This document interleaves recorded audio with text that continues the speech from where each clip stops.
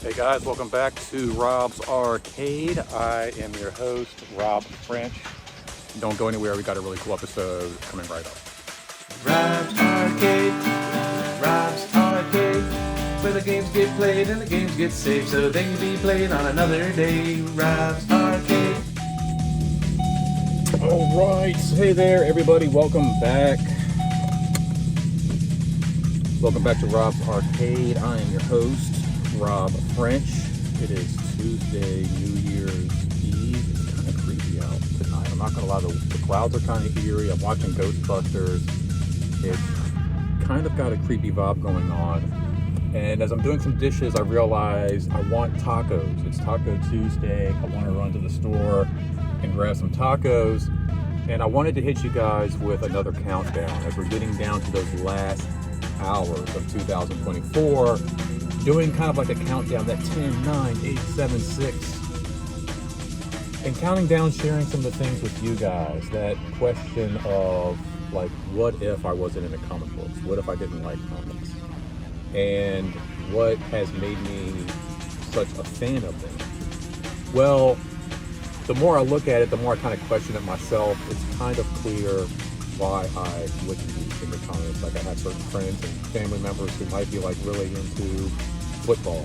And as you get to talk to them and understand, like, why, it's kind of a no-brainer as they, break it down for you, and you kind of see it for yourself, like, yeah, no doubt, no wonder this person doesn't love so-and-so or so-and-so. So anyway, here we are. I'm going to share with you guys my top 10 books that have kept me, or the top 10 books that I guess influenced me the most growing up and kept me going back to the comic shop. So hang tight as we run and grab some stuff for tacos, and I share some fun stories with you guys. All right, so let's run through some of these real quick, shall we? So coming in at number 10 would have to be not really in any one specific book. Some of these are going to be, book specific.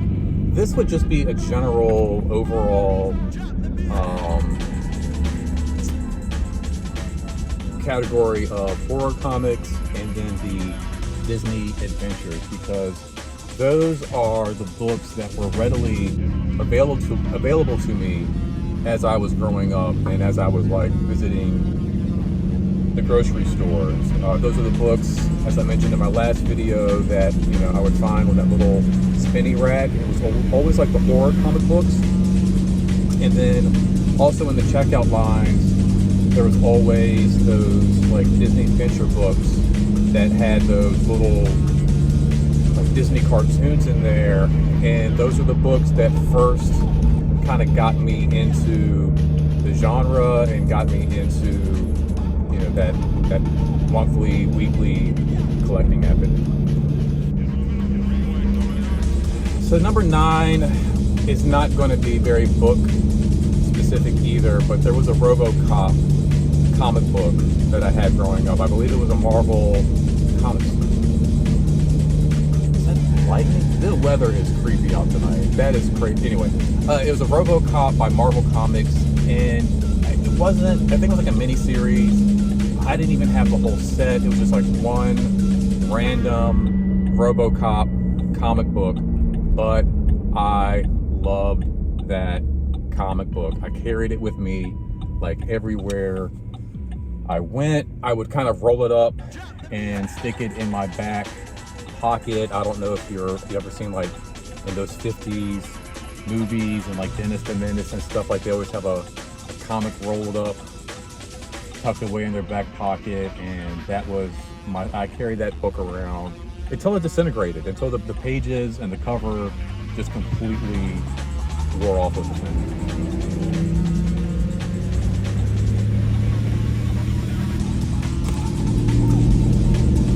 Coming in at number 8. 8 is great. It was actually a Spider-Man mini comic book that I believe came in a high C pack. I think it was part of a little mini-series run, and I always thought it was him against the Sinister Six, perhaps, but it wasn't. It was just him against 4 of his other rogues, but it always blew me away because I remember being a kid and even like at a young age thinking to myself like, whoa, this guy, because like all my comic book superhero exposure had been like the Justice League and what have you, and it was always like a bunch of heroes fighting a bunch of villains, and here we had one guy, Spider-Man, fighting all these villains by himself. And I just remember thinking like, gosh, this guy is amazing. It's like one of the very first superhero comic books I ever read.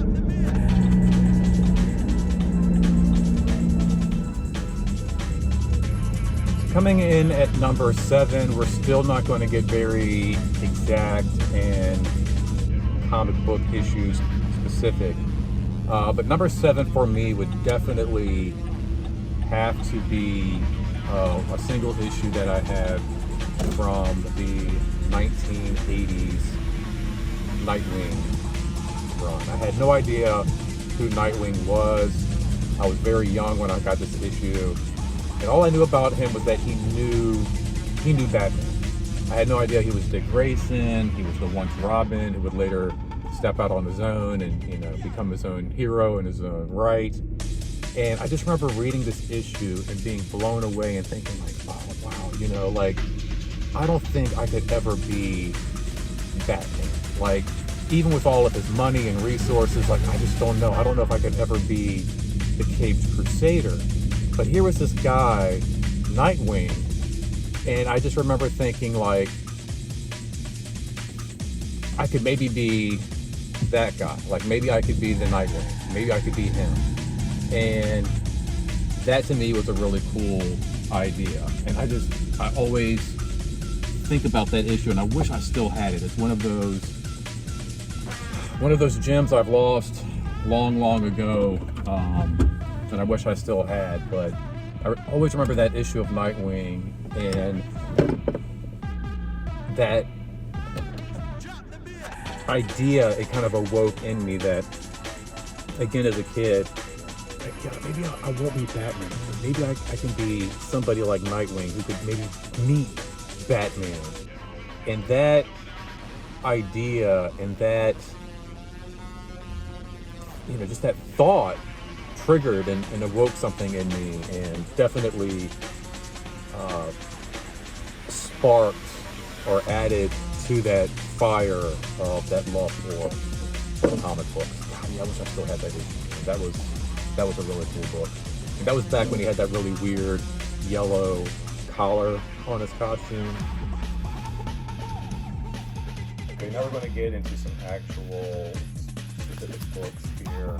We have Gotham Knights, number 1. This is the actual issue that I got back in the 90s when I was in the hospital. I believe appendicitis, if I'm not mistaken. But this issue was very critical because it was showing me a world outside of like gamma rays and particle accelerators and all of these things that we're used to seeing in comic books.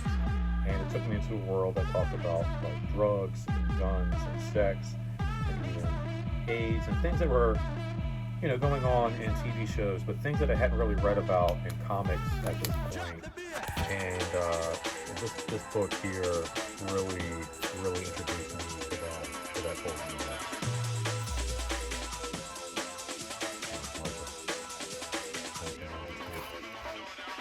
So it's really hard to pick a number 5 spot, and really when it comes down to the influence of the Spider-Man and Spawn run, it really falls into the hands of like Todd McFarlane. I've got some really cool just looks at some of the issues here. This one's still in the plastic, never been open. A couple different Spider-Man number 1s, but Todd McFarlane's art and his storytelling was really instrumental in keeping me coming back to the comic shops week after week. As you see here, this first issue of Spawn, very gritty, and very, very dark stuff. But he was doing this even in, his Spider-Man run. And in fact, there's one issue that really, if I had to say one issue of Todd McFarlane's influenced me, it would have to be Spider-Man. This book, if I had to pick a spot for number 5, I guess it would be, look at that perfect spider butt right there too. Such a heart, perfect heart. This issue started a storyline about like child murder, mutilation, and just again really opened up a world of storytelling that I just was not aware of possibility. Alright, where did we leave off? Number 4 now? Frank Miller's Batman. I have a lot of different versions of this Year 1, Dark Knight, Dark Knight Returns, Dark Knight Returns 2. This is probably my favorite collection of his, and this book specifically, as I mentioned, the comic shop that was across the street from me growing up. This book specifically I picked up at that comic shop, and I was originally actually going to get this as a tattoo. This book was the book that inspired me to get the Batman tattoo that I have today, and I was actually going to get this specific emblem. But this is probably my favorite collection of, we have Year 1. At the time, this was the complete. It's no longer the complete. Then we have the Dark Knight Returns saga.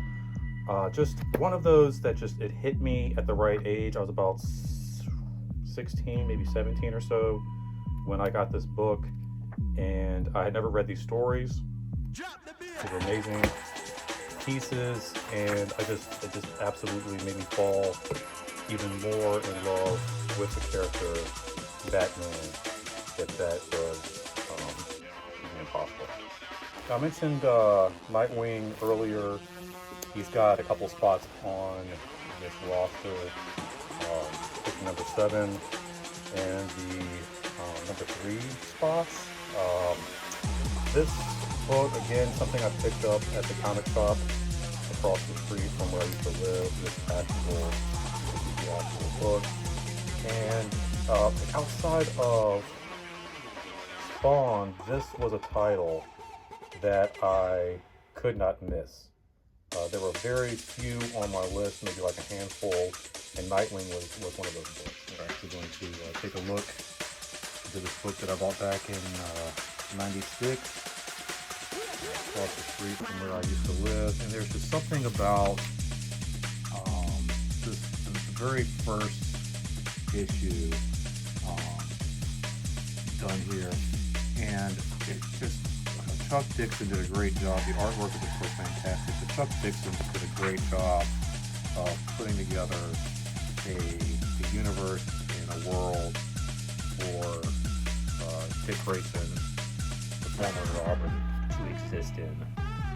And I loved this book, this character, Bloodhaven, all the characters that came out of it. I just really enjoyed it. I still like going back and reading these issues just before advertisements and stuff like that. All right, I think of the number 2 spot here is a book by a band name that we know, Creed. It's probably not known so much as a comic book. Even Lightning Comics is probably a company that's not very familiar. I have the first 3 issues, although I think this is from a separate run. From a gentleman, Prince. We'll open one up and check one out. I have a really cool copy of the reading issue 1 here. And people probably don't know this book. You mentioned comic books. This is probably not a book that people are going to jump out and be like, oh yeah, totally. Unless you're a huge comic 90s nerd like I am. So this was also a book that I picked up at my local comic shop across the street. Very cool art, very like kind of funky, big jeans, baggy shirts, and long hair. Look at that. Very, very 90s, very cool. But outside of the artwork being really amazing, the creator, this gentleman here, Trent Kanuga, he came up with this whole thing. Like, he created this, he wrote it, he drew it, and he was a teenager himself. Like, he was not much older than the people who were reading this book, and it just really grabbed my attention to know that, that being a fan of comics, I could also, if I wanted to, even as a teenager, be a creator of one. Alright, so coming in at number 1, we have, of course, Creepshow. If you've been on my channel, if you've heard me talking about comics and stuff before, you know just how important this book is. You may have seen the movie, you might be a fan of the movie. You might not know that it was also a book, but it's a movie based off of like a scary comic. We have the kid reading Creepshow, and it's kind of like that Tales from the Crypt kind of idea. And the cool thing about this is it plays right along with the film. So it was this really cool like idea of a comic book within a movie, within reality, within the movie, within real life. It's just like it's a creepy read along. You know, you can set the VCR up, hit play, and watch this film and turn it page for page, scene for scene, and kind of read along with the story as it unfolds. And this was the book that my sister and I would fight over it. This is one of our favorite stories, Father's Day. And it's the book that my dad said, well, if they like Creepshow, they like horror comics, let's get some Tales from the Crypt, let's get some other things. And reluctant as we were to give them a shot, we wound up falling in love with them. And so this was the book that really started it all. Not only the title, but the actual book itself. This is the book, the original one. So, pretty cool. Well, all right, there we go, folks. Look at some of the books that made me a comic book fan and a lover of comics that I am today. They're still some of my favorite stories, some of my favorite books. And if you were wondering, like, why are people into comics? Those are some great titles right there. If you're looking to, like, maybe, like, what should I pick up? Rewatch the video, write those down, take it to your local comic shop and say, yes, this is some of the stuff I'm looking for, and give it a shot and see if you don't like it and appreciate it, and see if it doesn't keep you coming back as well. And, who knows, there's something out there for everybody. But like I said, those are the books that really caught my attention as a young kid, as a teenager, as a preteen. So thanks for hanging out with me as another countdown to get closer to midnight, to the new year. I hope you guys have a great 2025. I hope your Christmas was amazing. I hope your New Year's was amazing. I hope your New Year is amazing. And I will see you guys soon. Thank you so much for hanging out. If you want to see me again, make sure you subscribe, share the video, like it, comment down below, all that jazz. I'll see you soon. Later.